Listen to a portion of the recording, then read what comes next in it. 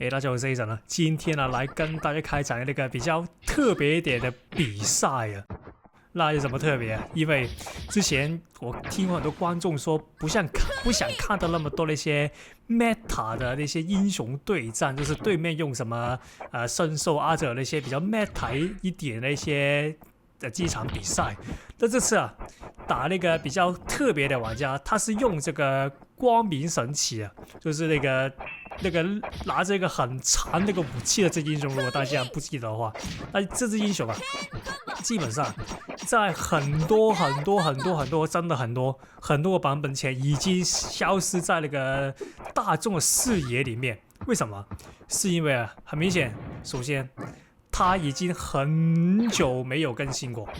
就是他很久没有强化过，加上就是他已经是一只被遗忘了很久的这英雄，基本上啊，他的那个硬体就停留在很多年前的那个版本里面，直到现在也是一样。那这次啊，那个玩家就把那个光明神器拿出来，这个机场里面跟我对战一次，那所以我是觉得挺新奇的。那虽然最后那个整体的战斗不是说什么有什么很爆炸精彩的东西在里面，但是啊，他用光明神器的那个部分也是挺令人惊喜的。那起码对我来说是这样。OK， 那一开始前呢也是那句，如果你喜欢的话，先订阅一下，谢谢。那我们来到个影片里面。这次啊，除了看那个对手用这个光明神旗之外，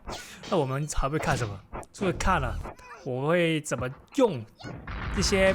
版本更新后的一些装备，例如说魅魔衣服。对，这次我会比较刻意去用这件魅魔衣服，因为其实以前呢，因为魅魔衣服那个 CD 其实蛮久，基本上如果不是抓到对面的话，我是不会刻意拿出来用的。那但是自从这个更新，把那个魅魔衣服 CD 减低之后，就是能越快开到之后，我就有多了一些机会用到那个魅魔衣服。那这次虽然我不是很常用，但这次我会刻意拿出来用一下，看那个效果如何。对，但是我们回到个影片里面，那已经来到这个第2回合了。那第2回合的话，也是一开始进门阶段的话，其实打这个光明神器啊，它有一个很特别的技艺，就是它的跑重好像是跑重低，它有一个类似防御的模式。那个防御模式的话，基本上就跟这个队长或者神鬼战士一些一样，它是无限防御的。那然后它有个很特别的点，就是它防御的时候是可以按那个好像是第一这个终极键来进行那个防御反击，就是它不是那种其他人打到你然后才可以反击那种，好像是它原本就是可以自己防御反击，应该这样。OK， 那这边的话已经用了这些魅魔衣服来给大家看。那它唯一的区别就是它现在只可以吸到1招技能，对。那它为了做一个平衡性啊，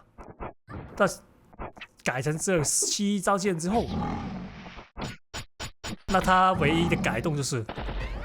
它把这个 CD 时间减少，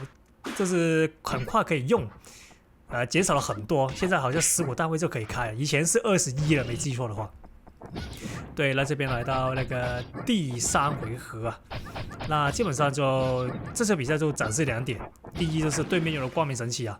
第2点就是那个魅魔衣服那些有什么更改，这边把它打上去。可惜啊，他有足球头盔，所以我的那个棒球打不了贴上。OK， 这边的话给他水龙 combo。OK， 黑毛 combo， 不错。那这边的话，那个血量优势就有一点点拉起来了，虽然不是特别多。那这边想起来打李舜臣，哎呦，打李舜臣的话就尽量不要贴他身，因为基本上呢，李舜臣虽然看起来机制简单，哎呦，他机制简单，但是他那个近战的攻击其实也是蛮麻烦的。OK， 这个光明神奇的其实有点像超神，有一点点像，因为他 Air Dash 其实跟超神一样都是向前冲然后撞人，所以的话有一点点像。OK， 这边的话，所以的话我们打光明神奇的话，其实跟超神一样，不要在他 Air Dash 时候跟他硬拼，那基本上就没事了。OK， 这边的话也是给他黑毛 combo。那这边的话，其实黑毛 combo 如果打完成他的话，他的那个李舜臣能量好像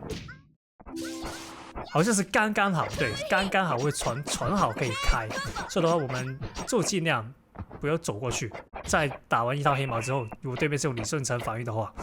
，OK 这边的话，哎呦可惜，那小一点啊。